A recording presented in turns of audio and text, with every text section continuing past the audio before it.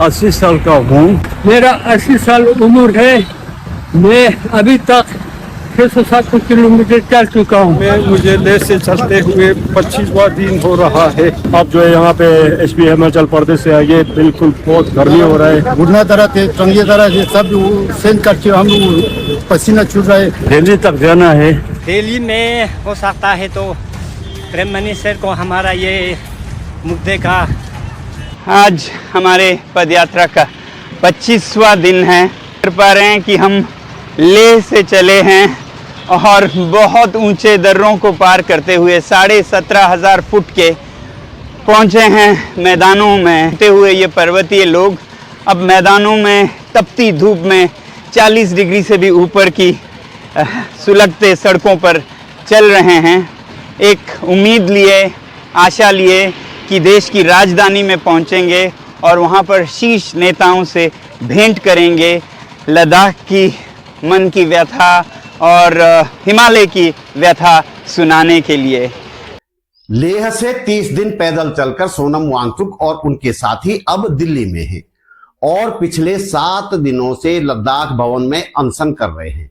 दिल्ली पहुंचने से पहले और दिल्ली पहुंचकर किस तरह से पुलिस और प्रशासन उन्हें परेशान करता रहा, यह आपने देखा है। अब जबकि अनशन के 6 दिन पूरे हो चुके हैं, सोनम वांगचुक कह चुके हैं कि यह अनशन शायद उनकी मौत तक चले, तब भी सरकार पर कोई फर्क नहीं पड़ रहा है। क्या है सोनम वांगचुक की मांग? वे और उनके साथी क्या चाहते हैं? आज के दौर में उनका आंदोलन हिमालयी राज्यों ही नहीं बल्कि पूरे भारत और पूरे विश्व के लिए क्यों महत्वपूर्ण हो गया है और क्यों सभी हिमालयी राज्यों को उनके इस आंदोलन के समर्थन में आ जाना चाहिए, बहुत आसान भाषा में बताने का प्रयास करूंगा।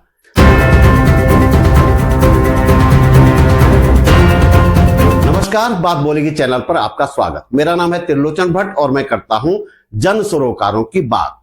दोस्तों, अभी हाल तक मेरा एक वीडियो औसतन 1000 लोग देख रहे थे। अब थोड़ा सा हम आगे बढ़े हैं और हर वीडियो औसतन 1500 या 2000 लोग देख रहे हैं। हालांकि इतने लोगों के देखने भर से कुछ होना जाना नहीं है, फिर भी मैं लगातार वीडियो इसलिए बना रहा हूं ताकि मुद्दों की बात कुछ लोगों तक ही सही पर पहुंच तो रही है। आप चाहें तो कई हजार लोगों तक यह बात पहुंचा सकते हैं। इसके लिए आपको सिर्फ इतना भर करना है कि पूरा वीडियो देखना है, अंत तक देखना है, लाइक कमेंट करना है, वीडियो शेयर करना है और चैनल सब्सक्राइब कर बेल आइकन दबा देना है। उम्मीद है आप ऐसा जरूर करेंगे। सोनम वांगचुक और उनके साथी लद्दाख के पर्यावरण, संस्कृति और संवैधानिक अधिकारों की सुरक्षा का संघर्ष कर रहे हैं। उनकी मांग है कि लद्दाख को संविधान के अनुच्छेद 244 के तहत 6ठी अनुसूची में शामिल किया जाए, जिससे इस क्षेत्र के प्राकृतिक संसाधनों और संस्कृति की रक्षा हो सके। वे इस क्षेत्र में हो रहे जलवायु परिवर्तन, ग्लेशियरों के पिघलने और विकास की गलत नीतियों के खिलाफ आवाज उठा रहे हैं। सोनम वांगचुक लद्दाख को लेकर जो बातें कह रहे हैं, मसलन वहां की पारिस्थितिकी, वहां की संस्कृति, वहां के ग्लेशियर और वहां हो रहा वायु परिवर्तन का असर, क्या यही बात उत्तराखंड में भी नहीं है? खुद सोनम वांगचुक उत्तराखंड को लेकर कई बार चिंता जता चुके हैं, विशेषकर यहाँ के पर्यावरण और पारिस्थितिकीय संकटों को लेकर। उन्होंने हिमालयी क्षेत्रों में हो रहे अनियंत्रित विकास, जंगलों की कटाई और जलवायु परिवर्तन के कारण बढ़ती आपदाओं पर ध्यान आकर्षित किया है। उत्तराखंड में ग्लेशियर के पिघलने, बादल फटने और भूस्खलन जैसी समस्याओं को लेकर वे लगातार चेतावनी देते रहे हैं।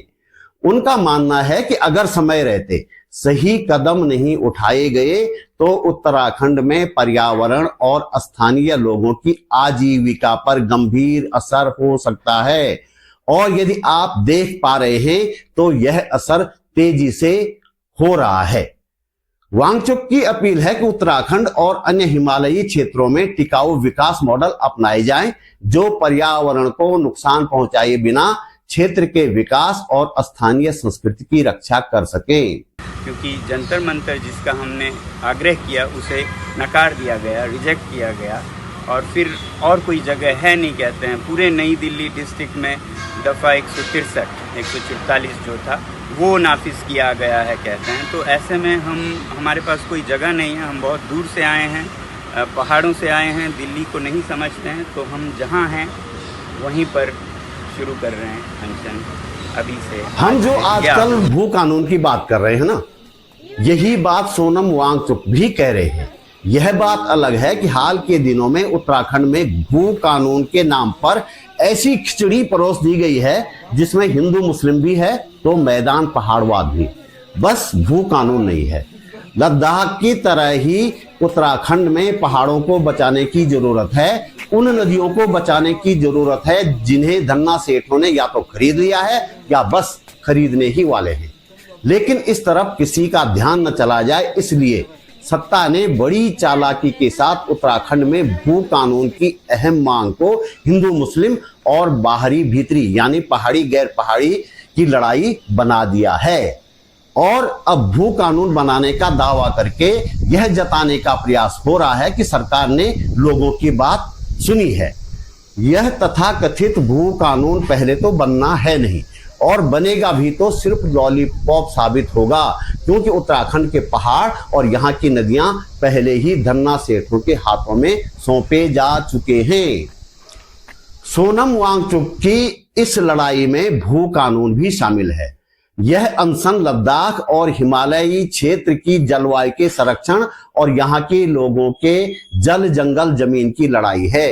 यहाँ की आने वाली पीढ़ियों के भविष्य के लिए लड़ी जा रही लड़ाई है। यह लड़ाई सिर्फ एक व्यक्ति की या लद्दाख से दिल्ली आए कुछ लोगों की नहीं है। यह लड़ाई उस भविष्य के लिए है जो हम सभी के लिए महत्वपूर्ण है। अब देखना है कि सरकार इन आवाजों को कब तक सुनेगी। नमस्कार और जूले, ये हमारे अनशन का 6वां दिन है पानी और नमक पर।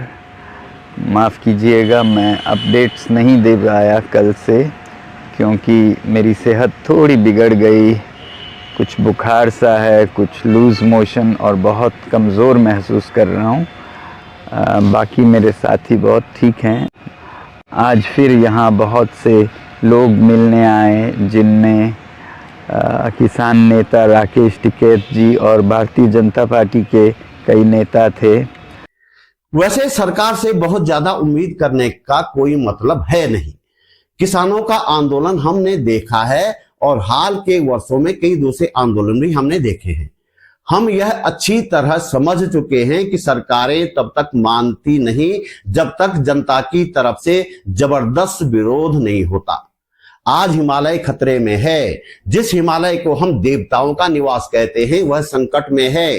हिमालय खतरे में है तो समझ लीजिए हमारी नदियां खतरे में हैं, हमारे जंगल खतरे में हैं, हमारे जीव जंतु और पशु पक्षी खतरे में हैं और हम सब खतरे में हैं। इस खतरे से निपटने का प्रयास करने के लिए एक व्यक्ति आगे आया है तो कम से कम हिमालय के वासियों को तो उनके समर्थन में आगे आना ही चाहिए। सोनम वांगचुक ने हम सभी को कल यानी 13 अक्टूबर की सुबह 10 बजे मौन व्रत रखने के लिए दिल्ली के लद्दाख भवन में बुलाया है। आसपास के लोग पहुंच सके तो बहुत अच्छी बात है। यदि नहीं पहुंच सकते तो अपने शहर में, अपने मोहल्ले में या अपने घरों में सामूहिक रूप से या अकेले मौन व्रत और उपवास रखकर इस आंदोलन के प्रति अपना समर्थन व्यक्त करें या छोटे छोटे मार्च निकालें। हिमालय बचाओ, उत्तराखंड बचाओ जैसे नारों के साथ ये मार्च निकाले जा सकते हैं। अपने उपवास या हिमालय बचाओ मार्च के फोटो और वीडियो #हिमालय बचाओ और #लद्दाख बचाओ के स्लोगन्स के साथ सोशल मीडिया पर अवश्य अपलोड करें। आप लोगों में से बहुतों ने पूछा है कि हम आपके समर्थन में क्या करें। फिर मैं दोबारा कहना चाहूँगा कि हम कोई बड़ी चीज़ यहाँ तो नहीं करना चाहते, मगर आप अपने अपने घरों में, अपने अपने शहरों में एक दिन का उपवास रख सकते हैं, फास्ट रख सकते हैं। 13 तारीख संडे को हिमालय के लिए, लद्दाख के लिए, और आप एक छोटी पदयात्रा भी कर सकते हैं अपने शहर में। लोगों को हिमालय के बारे में जागृत करने के लिए, अपने शहर में औरों से जुड़ने के लिए आप संपर्क कर सकते हैं फ्रेंड्स ऑफ लद्दाख से। और आप में से जो दिल्ली में हैं या आसपास हैं, वो लद्दाख भवन के बाहर एक पार्क है, यहाँ हमारे साथ उपवास कर सकते हैं। बाकी इतना ही अपडेट है और आप सबका बहुत बहुत धन्यवाद। जिले और जय हिंद। तो दोस्तों, इस वीडियो में इतना ही। आप महसूस करते हैं कि इस वीडियो को बनाने में थोड़ी बहुत मेहनत की गई है और आपको इससे कुछ काम की जानकारी मिली है, तो लाइक कमेंट के साथ शेयर भी करें। यदि आप समर्थ हैं तो अपनी जेब खर्च में से एक छोटी सी राशि निकालकर आर्थिक सहयोग अवश्य करें, ताकि जन सरोकारों की पत्रकारिता को जीवित रखा जा सके। आप YouTube पर वीडियो के नीचे ज्वाइन बटन पर जाकर या सुपर थैंक्स पर जाकर सहयोग कर सकते हैं। डिस्क्रिप्शन में बैंक डिटेल भी है। मेरा चैनल सब्सक्राइब करें, फेसबुक पेज फॉलो करें, बातबोलेगी.com भी जरूर देखें। जल्दी मिलते हैं एक और वीडियो के साथ। नमस्कार।